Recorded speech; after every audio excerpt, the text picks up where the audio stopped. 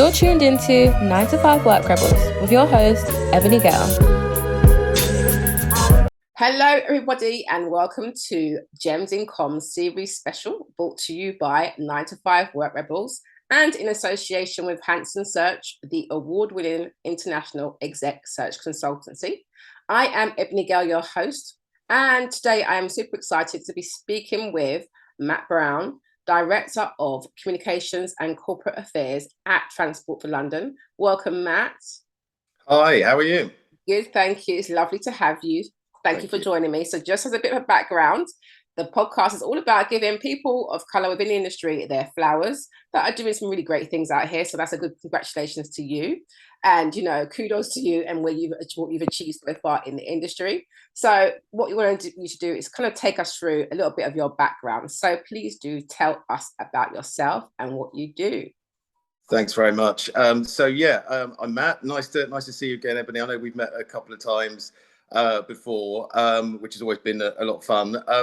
So I'm the Director of Communications and Corporate Affairs at Transport for London. I think most people will know Transport for London because of using the services every day. It's obviously an enormous organisation that's pretty central to the life of London and to the economy of London and to the whole of the UK. So something like 26,000 people working for it, plus all the bus drivers and lots of contractors building things and running things on our behalf. And it's not just a transport organisation, but it's also part of the politics of London. So the mayor is the chair of Transport for London. So there's always a sort of overlay of politics from both the mayoralty, but also, especially in recent times, the government, because clearly, like lots of other organisations, Transport for London has been affected by the pandemic, and we've had to have government help. Yeah. But an organisation that, it's one of the biggest landowners in London. It's one of the biggest out-of-home advertising sites in the country. So there's lots of different facets to it. And I've been there for about 11 years. Wow. Which is really, really scary. And actually, I've been involved in the politics of transport in London and the UK for something like 15 years, because I was doing similar things at the Mayor of London's office before. Well, so that's a third of my life. Wow. Which is slightly embarrassing. No, but it's pretty cool. I mean, think about what you're doing. I mean, like you said, you cover so much. You know, the whole Transport for London. That's huge in itself, and quite political as well. So you're getting stretched in different ways, I'm sure. Yeah, no, absolutely. No 2 days are the same. Yes, I can only imagine there. Absolutely. So, have you always wanted to work in comms? Like, what kind of attracted you to the industry? Sure. Yeah. Well, I studied politics at university, and that was always politics and music are my big passions, really. And after university, I sort of spent a little bit of time, I'm sure, like many other people, sort of kicking around from job to job and not quite knowing what I wanted to get into. And I guess my first big break was going to work for an organisation called Open Democracy, which is a online think tank. Sort of the whole concept of that being that you bring together divergent voices to debate the issues of the day. And I sort of, looking back on it, sort of talked my way in there, if you know what I mean, in the sense that they're a brilliant group of people who were all sort of very, very diligent, learned, intellectual people who were trying to create this thing, but not many of them really knew anything about comms. And so sort of from day one, I sort of stumbled into leading comms for that organisation, which is a fairly weird thing to have happened quite early on in my career. And from then sort of got a taste for it, for all the aspects of comms, and went on to sort of get some proper experience and go and learn from others in places like Barnardo's, a children's charity, and then the mayor's office and so on. So I sort of stumbled into it in a weird way. No, that's cool though. I think you've enjoyed it. Obviously, clearly you got into it for, you've got a knack here and kept on going. Brilliant. Yeah. I mean, I love the people that you get to work with in comms. I like the sort of creative aspects of it. Personally, in this job and the jobs before, I've liked the political aspects to it. And ability to do something which tries to change things for the better, which has always been something that I've been interested in. Yeah, brilliant. Definitely a comms person at the core. So I Yeah. want to get a little bit into some of your kind of lived experiences, right? So I always ask my guests this question, which is, when did you become aware of your ethnicity? Now, for me, it was a situation of, we know the color we know the skin we're born into. But my experience was more going to secondary school, my first year of secondary school, and then hearing about a group of thugs called the Chelsea Smilers that would go and attack you if you were, black or brown. And their whole thing was to take a razor and cut it across your face and put the smile on you. So that was quite terrifying. As an 11-year-old, going off to school, just thinking, okay, this is really weird that someone wants to attack me just because of the fact that I've been born in this skin. So that was my kind of a moment. Obviously, we know about different things and, seeing slavery movies or things that, that kind of relate to the past and what's happened, the past atrocities that happened. But that was something that kind of brought me into that moment of, oh, wow, like this is still a major issue here. What was it like for you? Yeah. Yeah, well, I'll just say, Yevne, because I remember I remember talk of those very same. Remember those? Yes, yes. And that with the talk had reached even the place where I lived, which where I grew up, which was Potter's Bar, which is a town just outside of London. Yeah. Sort of town on the border of the Green Belt. Not a lot happening there. Yeah. In terms of the question around when I became aware of my ethnicity, it was sort of quite hard not to in Potter's Bar, because I think, in a town of about 25,000 people, there were perhaps 4 black families max. So in my year at school of 180 kids or whatever it was, there were, I think, 3 or 4 people of color. So that was me. There was a guy who was mixed race. And then there was a young girl from sort of Chinese origin, and that was it in 180 kids, and it was replicated through each of the years at school. Yeah. And in a way, in a funny way, there was I didn't have too many problems because of that, because you'd have to be some pretty special kind of arsehole to really pick on 2 people out of 180, because. And actually, I was always somebody who was sort of mates with everybody, and I got looked after by my mates and all the rest of it. I didn't really have too many problems at school, but I do remember. I remember vividly, and I'll never forget this. Standing in the video shop. It was back in the days of video shops. I remember those. Blockbuster.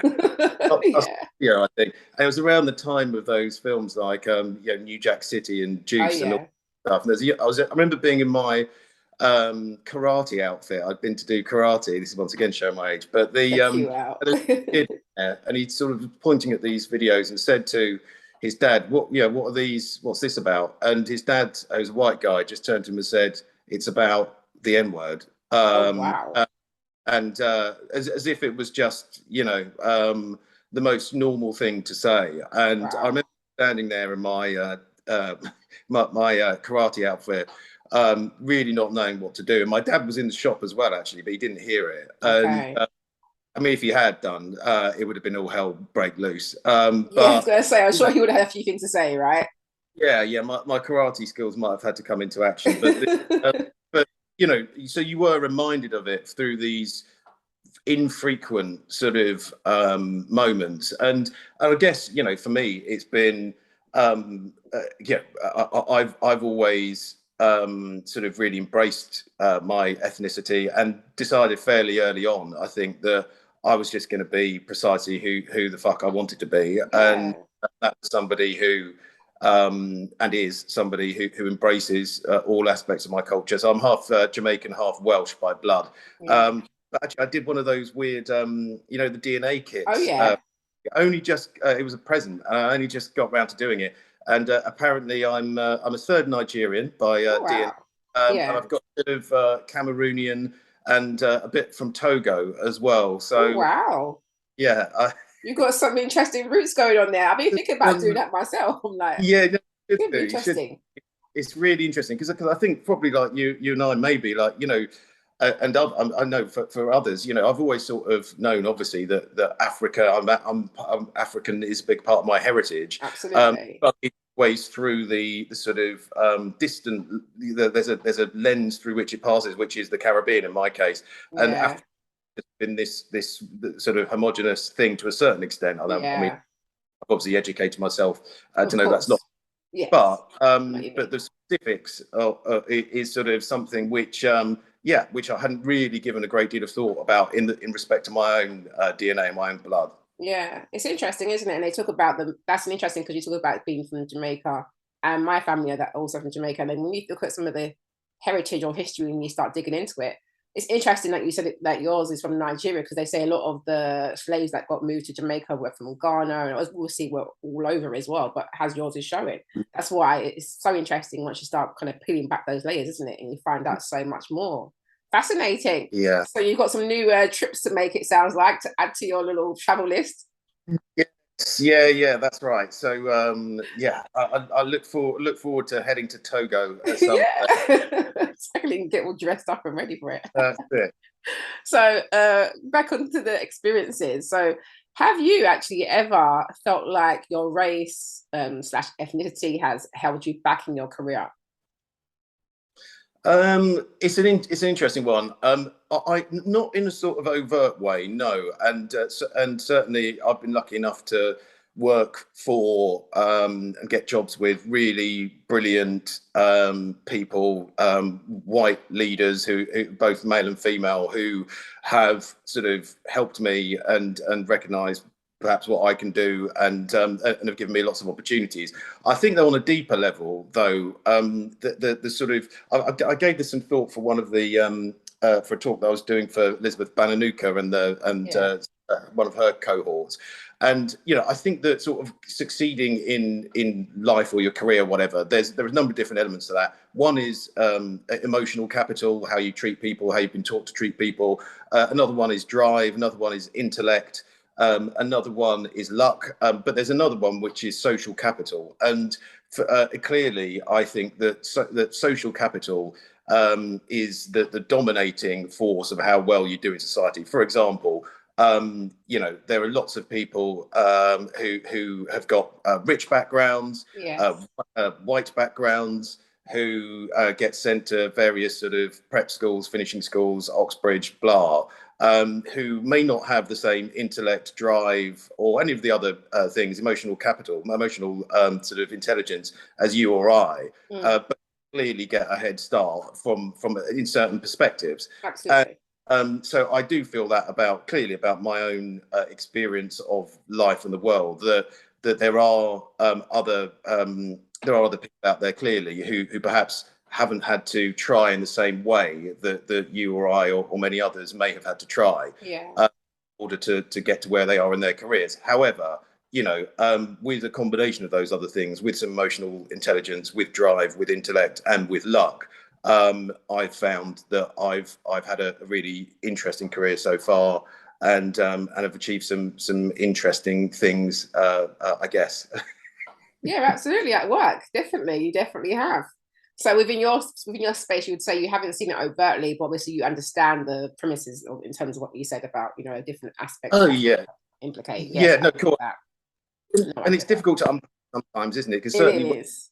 I remember when I went to TFL, there was it was when I first got there, it was about 2007, and no, it wasn't. It was about 2011. And it's changed radically from that time to now in terms of diversity and inclusion and all the rest of it. But then, there were a couple of sort of very old school characters in positions of leadership who sort of wanted to throw their weight around and wanted to sort of, I remember, you used to have to go into this meeting every week, and it was chaired by this guy. It's a standing meeting. And it would be very much a sort of, there'd be a bit of piss taking. There'd be a bit, nothing to do with ethnicity, but just, to sort of try and get you off your guard somehow. Yeah. It's hard to unpack what that's all about. There's little nuances, aren't there, that you don't know, that, or sometimes little microaggressions that you might pick up on and think, oh, this is a bit weird, but you can't put your finger on it. No, you can't. However, I mean, I think that my experience at City Hall, certainly under the first under the first regime, under the Ken Livingstone regime in City Hall, sort of prepared me for anything really. Because I mean, I worked for literally the hardest, meanest, nastiest bloke you could possibly imagine, and it certainly wasn't a race thing in his case. It was Yeah, just a sort of, if you weren't with if you didn't sort of live and breathe the project of Ken Livingstone's sort of mayoralty at the time, yeah, then you were sort of out of the circle of trust and all that type of right. stuff.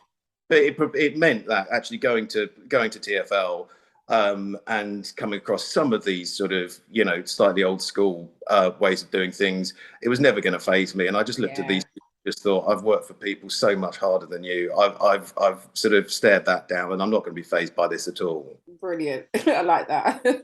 You're just like a bring it on. I like it. So I'd say my next question is about whether you've actually experienced it, witnessed or experienced racism in the workplace. And if you have seen it or had it, how was it handled?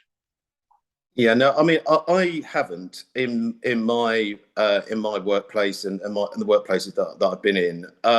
Although what we've just been actually through in TFL, we've introduced an anti-racism charter where the sort of leadership of TFL has sort of, it was in the wake of George Floyd, sort of recommitted Right. to go hard on diversity and inclusion, to really sort of listen to the lived experiences of people across the organisation. And so, yeah, there were some really powerful listening sessions. The last one of which we had Efwa Hirsch Oh into yeah.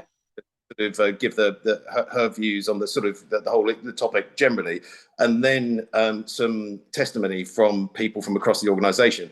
And there was some really, really difficult, challenging stuff there from people who'd come through. I mean, everyone in TFL has been there for 20 years and what have you, but Yeah. certainly, when they came into the organisation, a number of these people who are still my colleagues now, but when they came into the organisation, there was some really, really terrible stuff, Yeah. and hearing that from people who you're working with now, I mean, it is awful. So witnessing it clearly in person is another sort of level of awful. And Yeah. in both cases, you ask yourself, well, what can I do? What should we do next? Have I done enough to support this person? And all these questions, which are obviously the right questions to ask yourself. But Yeah. no, I mean, Absolutely. I not have witnessed it, but I know that clearly it still exists, and it's still and it takes many forms, and and it's obviously not just a black thing, a brown thing. It's Yeah. anti-Semitism is, and all the other things, in terms of Yeah. misogyny and homophobia and all the rest of it, all of which we just need to keep going on and really try and change this, the way that things feel out there for people. Yeah, absolutely. But I think that's brilliant that you haven't necessarily witnessed it or experienced it yourself. So that's a testament, which is great and a great example to have as well. And whilst I understand that I have colleagues that have experienced it, I've experienced it. Um, like you said, it's about pushing forward also, but also educating. Mm. And I think that's great that you had this recent kind of we spoke about with Afua Hirsch. She's brilliant. So I'm sure she Yeah, gave a really interesting perspective as well. amazing, amazing. Yeah, absolutely. So I suppose from my perspective would be a question around, again, still on the same theme, but was there ever a time, I suppose for you, you didn't necessarily witnessed it, so maybe not. My question was about whether you've wished you've spoken up about something in the past. Sometimes you think, oh, I wish I said that, or wish I had self-advocated or spoken up for somebody else in the past. But that might not be the case for you, maybe because you haven't witnessed it. Yeah, no, I haven't. Although, clearly, once again, in the sort of wider sense of I think that you often ask yourself the question, have I done the right thing? Yeah, Have I supported people?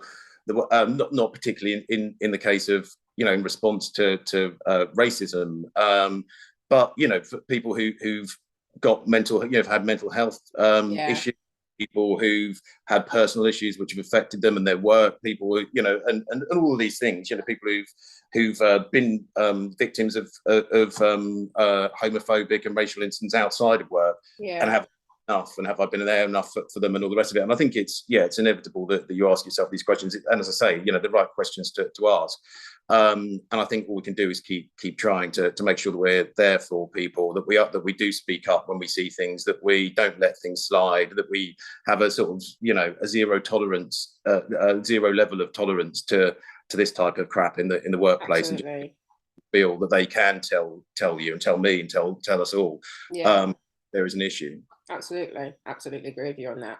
So my next question is about code switching. So this is about the fact that at home you might be a bit more relaxed. So for me, at home, I'm a bit more chilled. If I'm with my Jamaican family, I might drop into a bit of lingo, but obviously I wouldn't necessarily do that in a workplace, right? So my question is about code switching and whether you think people of color can actually lead with their authentic voices in the workplace.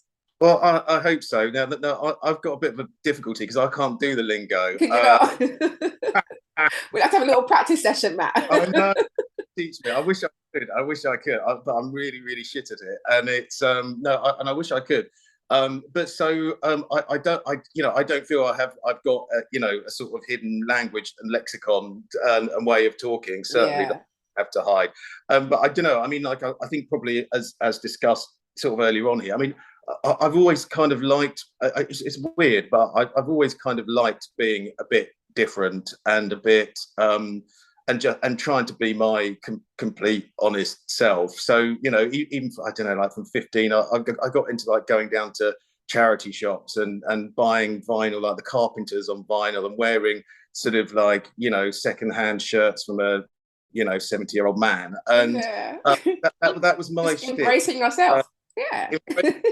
What it means now, I'm 44, 45, about to be 45, and I really can't be bothered and I haven't been bothered for a very, very, very long time to hold anything back, really. Right. And perhaps to my detriment in the sense that I don't know. I mean, I as far as people are interested, I want people to know what I get up to, what I'm interested in, that I go to festivals, I go partying, that I sort of, and I do a sort of note round to all of my team on in all my different sort of departments on a Friday, and I try and give a bit of a flavour of who I am and what I'm doing. The weird documentaries I'm watching, the weird books I'm reading, the weird festivals I'm going to, and so on. And I want to bring it all as far as people want to hear it or listen to it. And I don't know how to code switch. I don't know. I think that's lovely though. You're leading with your authentic voice is what you're basically saying. So that's great. I think so. I think I'm, and hopefully, Ebony, I'm the same in this conversation that I've been with you when we've had a glass of wine in our hands. Yeah, and, exactly. I don't know how to do it any other way, really. Well, I think that's so good. I think that's great that you feel that way as well. I feel like for me, because I work independently, I feel like I can bring my authentic self. However, I do feel like at some points in time in my career, I haven't always. Is that part of imposter syndrome, or because I'm aware of the fact that I'm in a place that I might be judged upon? A bit of both. No, cool. Yeah, no, completely. And it depends also on, I think, on the work environment. Yeah, absolutely. I've been lucky enough, for the last 4 major places that I've worked, that didn't feel like an issue.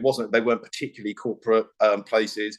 I guess, when I've sort of taken steps up in my career, and you find yourself having to go and present to a board or be part of a board, which I am now. Clearly, there is a you do check yourself slightly in how you're approaching things. But at the same time, I was out because I became a member of the board of the Independent Press Standards Organisation last year, alongside the work at TFL, and out for away day and dinner with them last night, which was very nice. I think I was myself. I think I was myself in the sense that I woke up this morning and thought, shit, I really shouldn't have said that.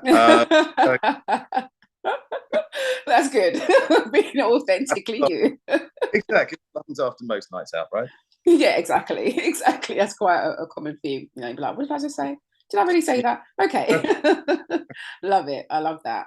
Okay. Well, I appreciate your responses on those. Very, open, honest. So moving into a bit still on the PR and industry side of things, I wanted to get your perspective in terms of when did you become aware of the kind of color bias within the PR and comms industry itself? Yeah, well, I think when I started to go to some of the awards ceremonies, and I sort of, I mean, I love the award ceremonies. There's one coming up this Thursday, and I'll be at that. And I was judging at this one, and have become that sort of, I've sort of come to be on the judging panel of quite a few. Yeah. But when I first started going to them, I just sort of would look around and go to where are all the black and brown people. Yeah. And then I went to the marketing awards, the Marketing Society Awards. Actually, I was invited there as a guest of someone else, and that was really, really weird in the sense of, I mean, in the PR industry, that there was a little bit of diversity, but clearly nowhere near enough. But I mean, Marketing Society was literally there was me and one other guy. Wow. Whole thing, and it was pretty extraordinary. And what that sort of drove me, because I was at the time, I sort of became a council member on the PRCA council, and a few of us sort of got together and said, what one of the things that we can do is sort of bring diversity out of the sort of ghettoized position that it is at the moment, and bring it to be part of the national awards. And so first time having a diversity award at the national awards, not just its own thing. And obviously that's only a small step, but still a step nevertheless. It's a good step. And obviously been involved with Elizabeth Bananuka's work and the work of others to try to make sure that we're finding and helping the next generations of people to come into the industry, and also the industry, but want to take the next steps up into leadership. So but there's a long way to go, clearly. Yeah, it's interesting you say you realize that when you start going to doing the awards. Same kind of, I suppose for me it was more getting involved in the industry, because I set up the Independence Network, and I was on Women in PR committee, and then obviously I've also done quite a lot of award judging as well, and going to the awards, like you said, and you look around, you're like, oh, there's not that many people who look like me around here, or are you proud of that many? But yes, it is definitely improving, and I agree, it's definitely one that I can see there is some movement, slow, but definitely some movement. Sounds like marketing was even worse, so that's really interesting. Even worse. Wow. And I've got no idea how they're doing now in terms of their sort of work in this regard. But I hope that they can take some cues from what's going on in parts of the PR industry. Yeah, absolutely.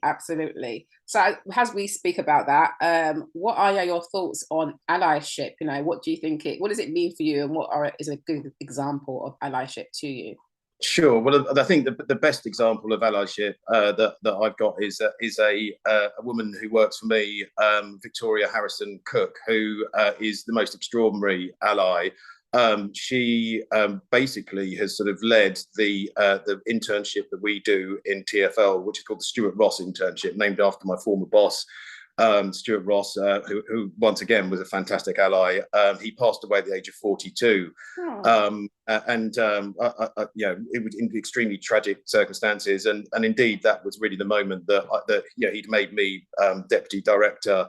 And then when he passed away, I became director of news at TfL. So I mean, I owe him a large proportion of my life.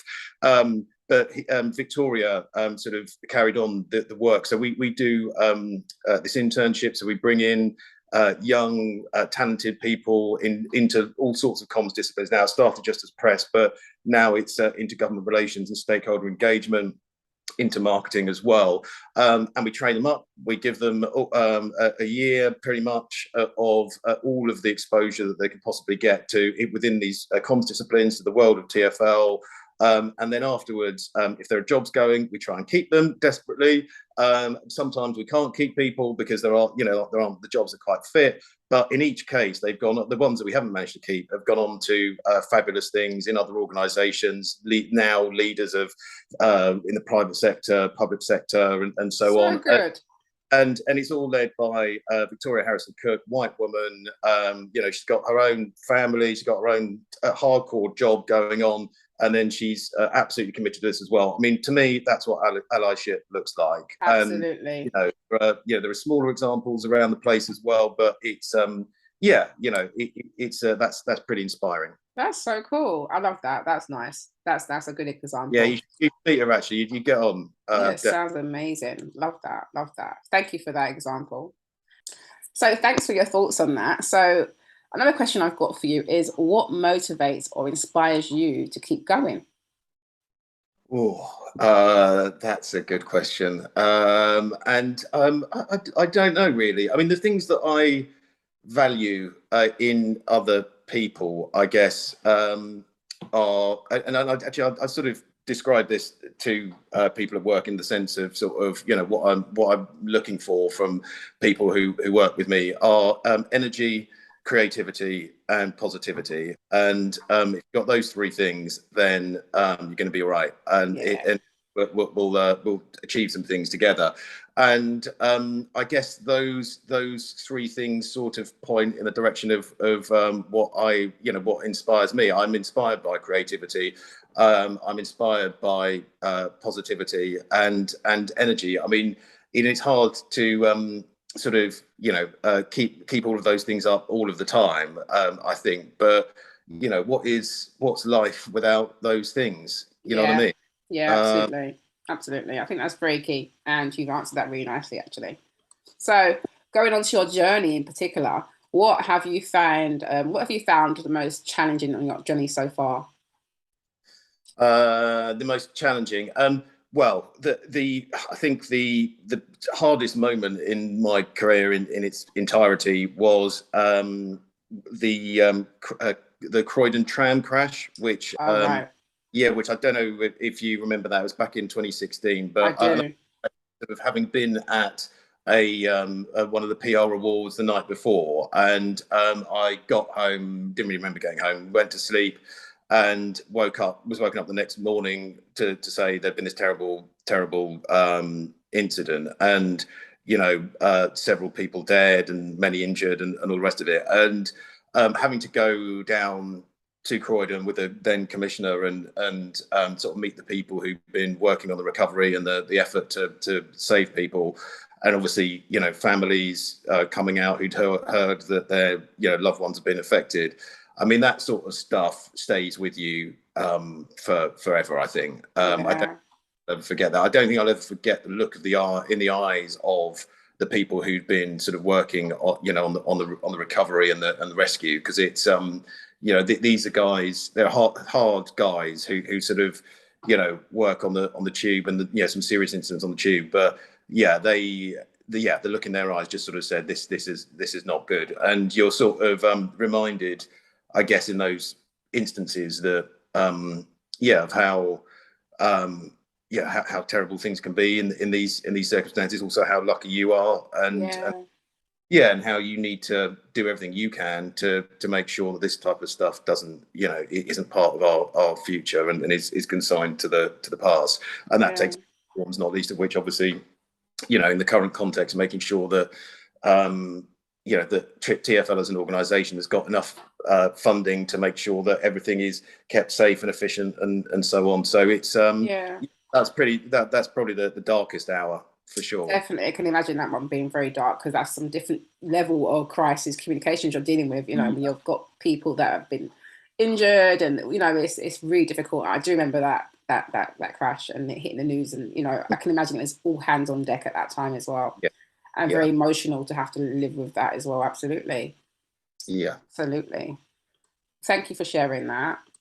Now, kind of moving into the space of being in employment, and having a happy place. You speak about, having passionate people and, motivated staff, which is important. So for you, what is it that you look for from an employer? What is a really good workplace? What kind of tips could other employers take away from this? Good workplace. Yeah, I think one that allows people to be themselves, one that encourages creativity, one that encourages people to collaborate with each other. there's in TFL there's lots of sort of micro cultures of how bits of the business operate, and we're doing this staff survey. We do a staff survey every year, and the thing that I always get really sort of into it. Like I want everybody to fit it in, and I get quite emotional about it as well in a weird way. Like not sort of crying emotional, but yeah, but invested in it emotionally. I get it. Yeah, and it sort of upsets me when people aren't happy. Yeah. I sort of take it quite sort of personally in a weird way, but then I have a word with myself and I crack on, and I try and go and make the changes that people want to see, because the fact of the matter is we're all going to spend a lot of time together in this endeavour, right? And I want people to come to work with me knowing that they're going to have a good time. Yes, there's going to be some difficult issues, not always obviously like the terrible incident that I described, but there's going to be times of immense pressure. There's going to be the politics. There's going to be incidents are going to happen of various nature, varying degrees. But I want people to be able to express themselves, to have fun, to be creative, to bring their authentic selves, and all the rest of it. So yeah, those things I try and make sure we've got in TFL, and I think those are the things that I'd look for in an employer. Yeah, that sounds good to me. Absolutely. And well, you kind of touched on it. I was going to say, what makes a good working environment? You kind of touched on it anyway. It is about having all those things that you just mentioned, which completely makes sense to me. So moving forward slightly, what does, say, diversity, equity, and inclusion look like for you?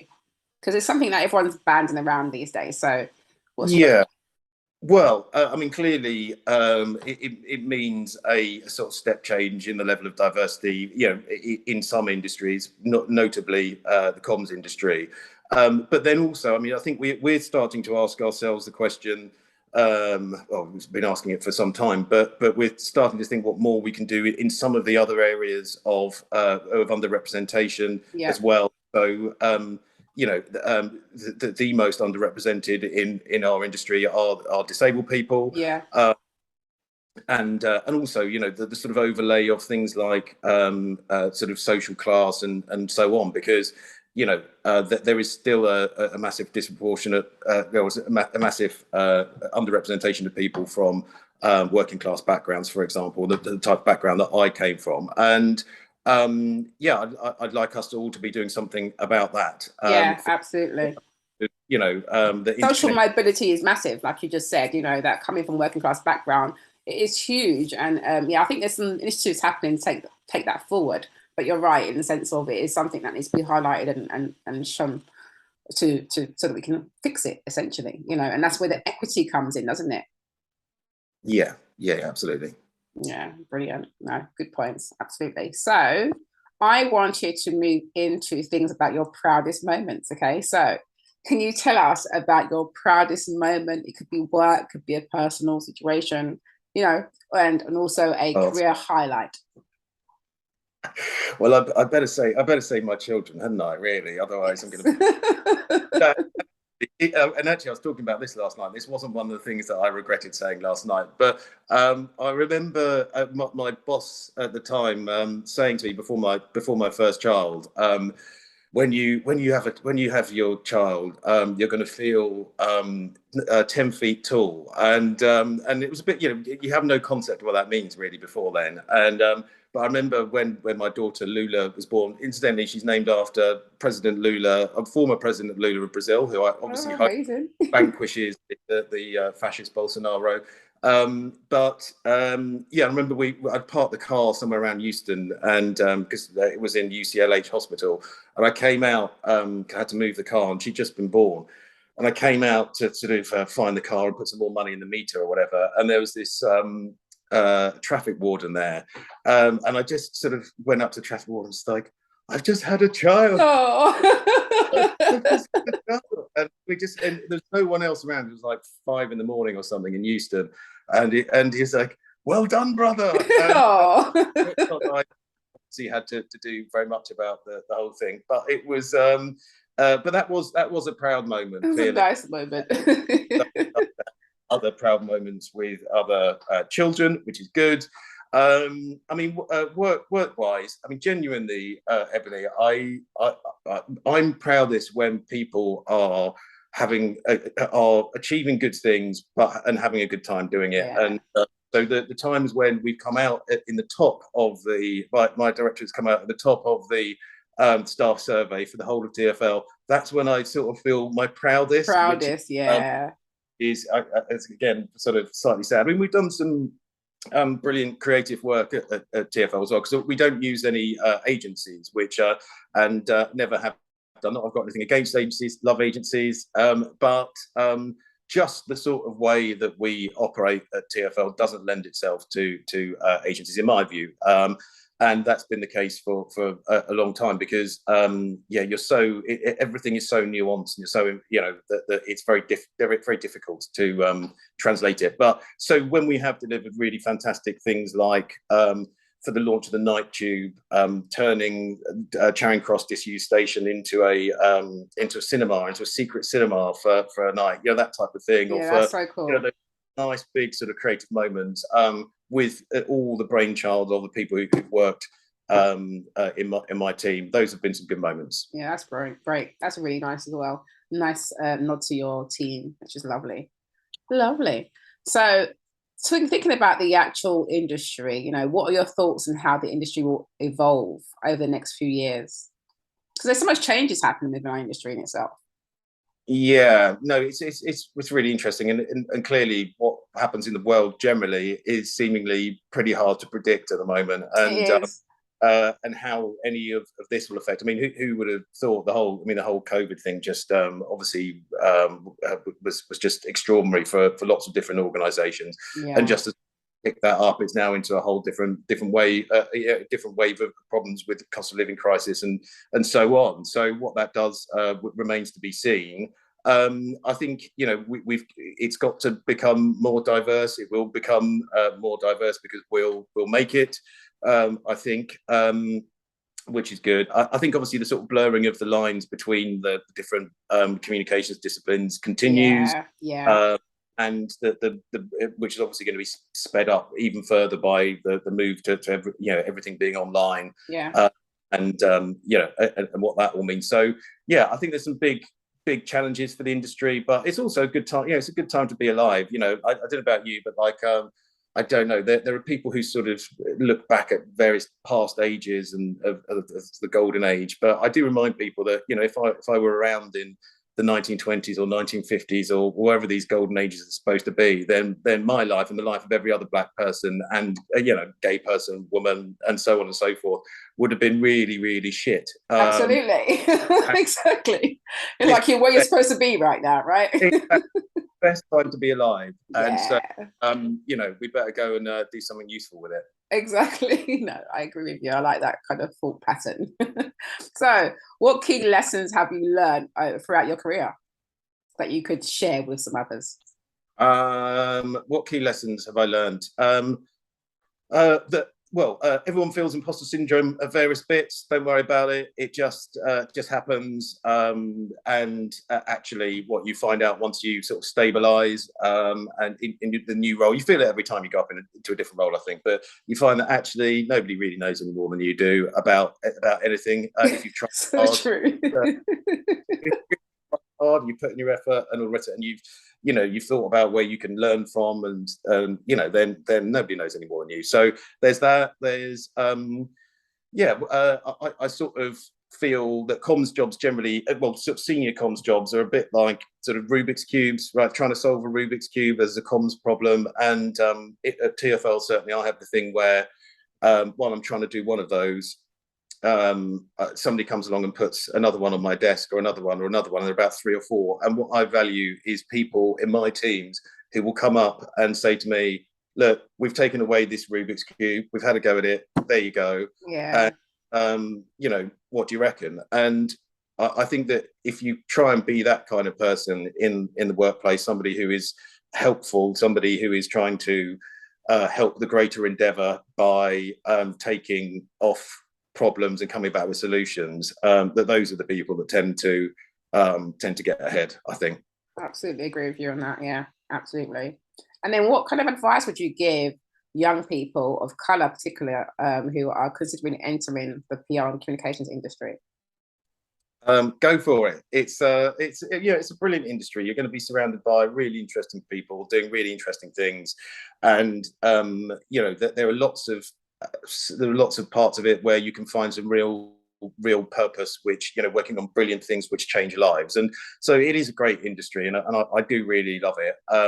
And I just say, seek us out, seek out other people who've been there and done it, like yourself, Ebony, like me, like met the many others who are out there now, who've managed to make really interesting careers in this in this industry. Because I'm sure we're only too happy to give advice and to help people get ahead. It's the more the merrier. Absolutely. Absolutely. And just moving in, these are the last couple of questions I've got for you, which is around mindset. So how do you deal with the kind of internal mindset war that we all have as human beings, that kind of, the self-limiting beliefs and that kind of thing? Yes. Well, I sort of, when I got this last job and sort of, I took on a whole heap more sort of different departments and all the rest of it.